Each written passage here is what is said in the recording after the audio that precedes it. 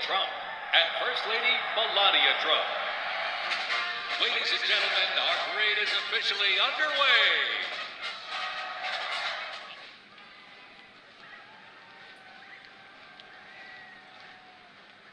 The F-16 half-track brings the fight wherever it rolls. A coalition of South Korea, the United States, and other United Nations members defeated the invasion and advanced into North Korea. Based out of Fort Carson, Colorado. Do solemnly swear that I will support and defend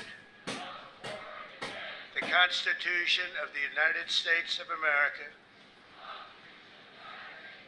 Every other country celebrates their victories.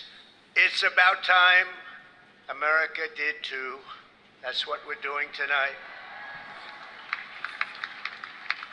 And watching this magnificent display, our souls are filled with gratitude for every generation of warriors who have worn the uniform all the way back to the very beginning, because our soldiers never give up, never surrender, and never, ever quit. They fight, fight, fight, and they win, win, win.